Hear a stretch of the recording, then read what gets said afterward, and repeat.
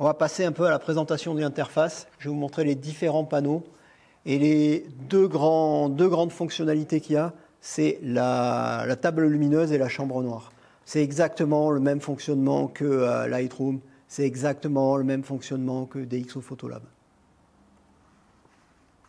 Ok, donc quand vous lancez Darktable, vous arrivez sur ceci, qui est la partie d'accueil. Vous avez sur la gauche tout un tas de modules. Donc vous avez de l'importation, la gestion des collections, vous avez des filtres pour les collections. On verra plus tard ce que c'est. Vous avez ici tout un tas de filtres qui peuvent servir à afficher plus ou moins d'images en dessous. Voilà, vous choisissez, je veux toutes les images entre 3 et 4 étoiles, toutes les images qui s'appellent démo, etc. Vous pouvez trier par boîtier. Vous avez donc tout un tas de filtres qui s'appliquent aux images qui sont là-dessous. Je vais tout remettre là. Voilà, sinon après je vais chercher. De ce côté-là, vous avez d'autres modules qui permettent de faire des sélections. Je sélectionne tout, je sélectionne rien. Jusque-là, ça ne casse pas des briques.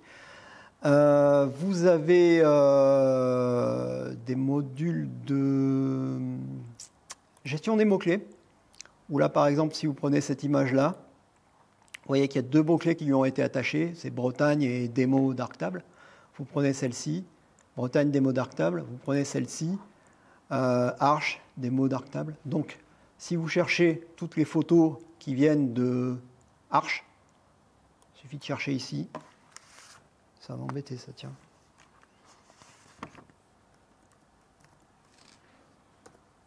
Et vous avez toutes les photos. Ça va quand même relativement vite. Hein. Toutes les photos qui ont le mot-clé Arche. Si vous cherchez toutes les photos qui ont été prises avec un boîtier EOS,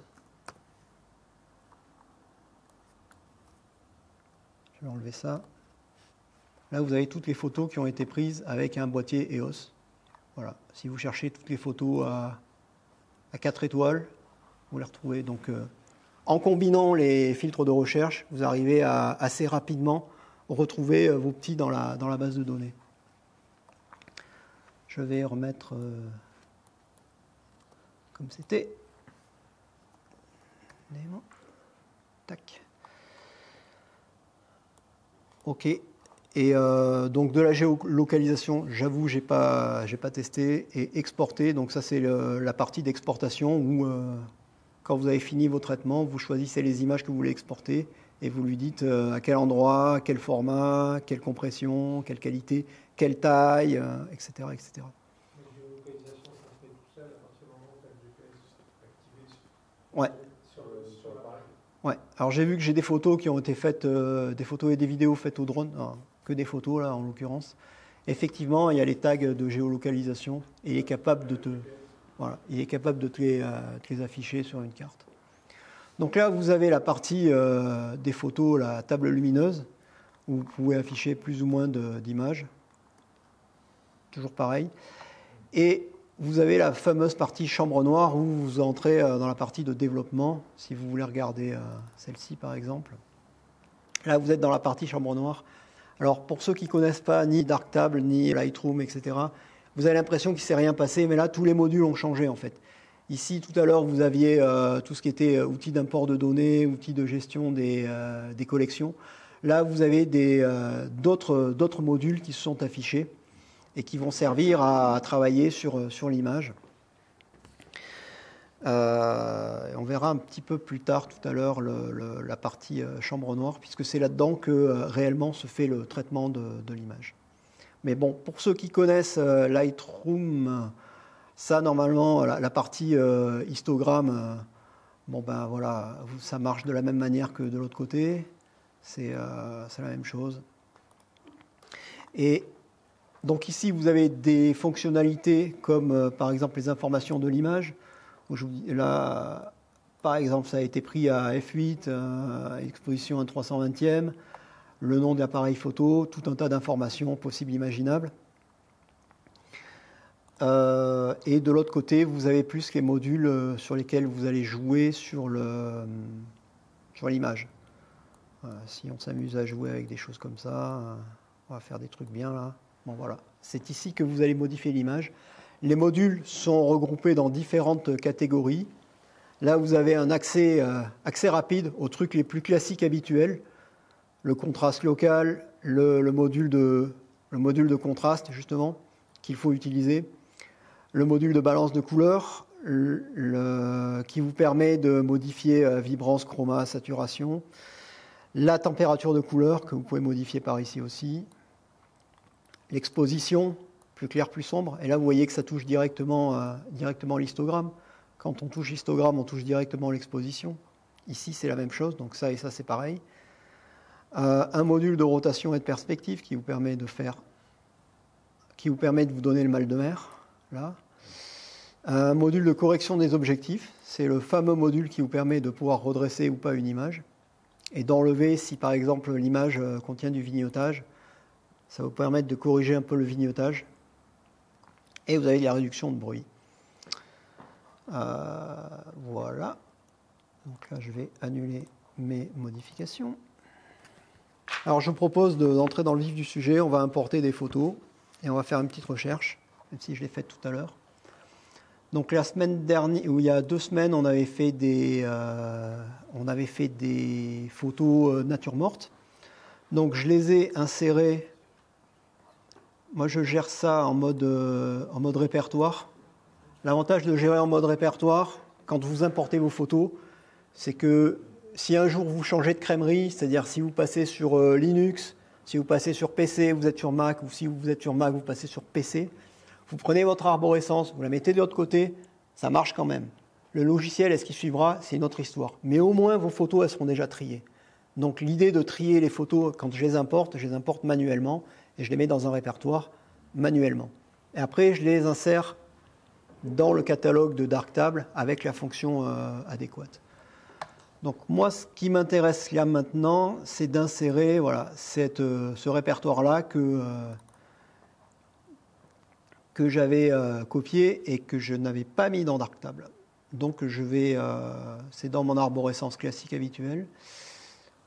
Ça, après, c'est votre système de rangement de photos, vous faites ce que vous voulez. Généralement, ce qui est quand même conseillé, c'est de ranger ces photos à la main, quelque part dans une arborescence que vous maîtrisez. Et derrière, le logiciel de catalogage vient récupérer les photos là où elles sont. Il vaut mieux le faire comme ça que tout dédié à l'intelligence d'un logiciel. Parce que le jour où vous changez de logiciel, l'intelligence, elle part avec. Voilà. Donc, on va aller récupérer les photos Epso nature morte. On va ajouter, donc, dans le module importer. Vous y voyez bien? Ouais. On va ajouter à la bibliothèque. Donc, je retrouve toutes les... Donc là, c'est un explorateur de fichiers classiques habituels. Et je retrouve là-dedans les photos Epso nature morte. Vous avez différentes cases à cocher là-haut. Vous pouvez sélectionner uniquement les nouvelles photos.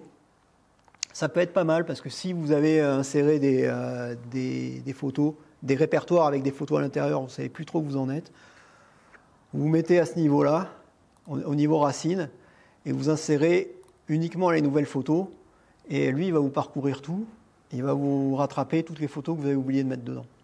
Ça marche aussi. Vous pouvez chercher récursivement, c'est-à-dire que si vous avez des répertoires dans des répertoires dans des répertoires, vous sélectionnez le répertoire d'en haut, il balaye tout, il embarque tout. C'est parfait, ça va vite, c'est très bien. Et vous pouvez aussi ignorer les fichiers qui ne sont pas des RAW. Si je voulais uniquement les RAW et pas m'occuper des JPG, il suffit de cocher, et là je me retrouve avec juste les RAW. Si je veux tout embarquer, tout ce qui est image, je décoche, et là ça va tout prendre. Donc on sélectionne tout, on ajoute à la bibliothèque, voilà, c'est fini. Donc là vous avez les images qu'on a faites.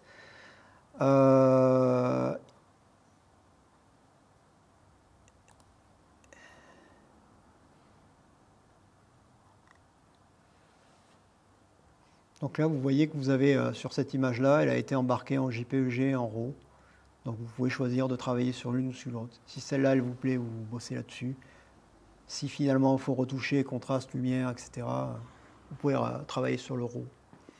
Et là-dessus, ensuite, ce qui est intéressant, c'est de dire, ben voilà, je vais taguer ces images-là avec un mot-clé. Alors, est-ce que j'ai un mot-clé EPSO? Il faut que je tape correctement aussi, sinon ça ne va pas le faire. Bon, j'ai pas de tag EPSO, mais ben, je vais le créer. Et là,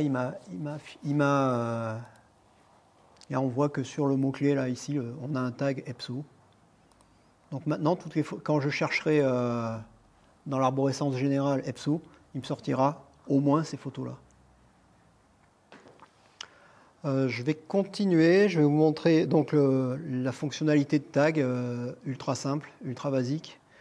Ensuite, la recherche d'images. Ben, tout à l'heure, j'avais tagué les photos que je veux retraiter ce soir. Je les avais traitées avec des mots d'été. Donc, si vous cherchez des mots, ben là, il ne vous affiche rien parce que vous aviez déjà une présélection de photos. Par contre, si on annule la présélection de photos, alors on était sélectionné sur nature morte, mais si je réinitialise le filtre sur les collections, là, il va me ressortir juste les photos de démo d'été qu'on veut voir ce soir. Voilà. Et là, effectivement, si on regarde ici, on retrouve bien systématiquement le mot-clé démo d'été qui traîne là-dedans. Là. Voilà. Tac, tac, tac.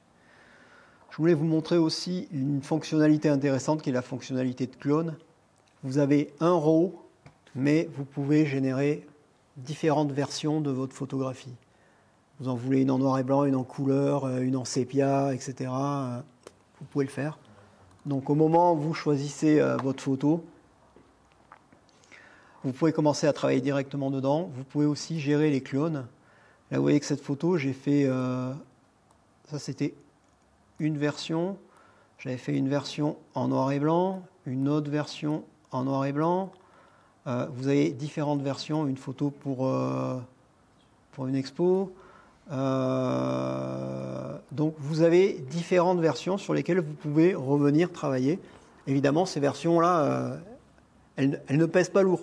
C'est juste le fameux fichier XMP, le fichier texte que je vous ai ouvert tout à l'heure. Juste, on lui rajoute des informations à l'intérieur, mais votre catalogue de photographie ne grossit pas. C'est pas parce que vous avez 10 photos là que ça prend 10 fois la place d'une photo. Et vous avez différentes versions et vous pouvez faire des essais. Quand ça vous plaît, vous la conservez. Quand ça ne vous plaît pas, vous la jetez. Il n'y a pas de duplication de fichiers. Exactement, ça ne duplique pas.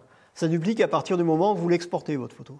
Mais là, vous pouvez bosser sur des clones et faire différents essais et choisir celui qui vous intéresse le plus. C'était celui-là qui était le mieux ou c'était celui-là, ben on ne sait rien. Vous choisissez. Ça, c'est la fonctionnalité de clone qui est quand même pas mal du tout. Un autre truc que je vous montre, puisqu'on est là, c'est la fonctionnalité de l'historique. Quand vous faites... alors, on va se prendre une photo bien travaillée. Vous pouvez revenir... Vous avez la photo originale qui est ici. Là, tous ces réglages-là qui ont été appliqués, ils sont appliqués dans l'ordre du plus bas vers le plus haut. C'est une pile d'assiettes, hein, c'est une pile de réglages qui s'empile comme ça et qui monte jusqu'à l'infini. Tous ces modules-là, tous ces réglages-là sont appliqués automatiquement par Darktable. Il ne vous laisse pas le choix, il applique ça. Et ensuite, là commence votre travail. La photo, elle était comme ça à l'origine, et puis il y a eu ça, et puis il y a eu ça, et puis il y a eu ça, et puis il y a eu ça, et puis petit à petit, on arrive jusqu'à rajouter un cadre décoratif, à recadrer un petit peu, à corriger le cadre décoratif, etc. Vous avez vraiment l'historique, et si à un moment vous vous dites non, à partir de là, je voudrais voir et reprendre le travail à partir d'ici, ben vous vous placez ici, vous recommencez à faire des réglages et la partie qui est au-dessus disparaît et vos nouveaux réglages commencent à s'empiler dessus. Si par contre vous vous dites non, celle-là je veux la garder, mais je voudrais faire d'autres choses, vous la clonez. Vous la clonez et vous pouvez faire une différente version. Donc vous êtes super souple.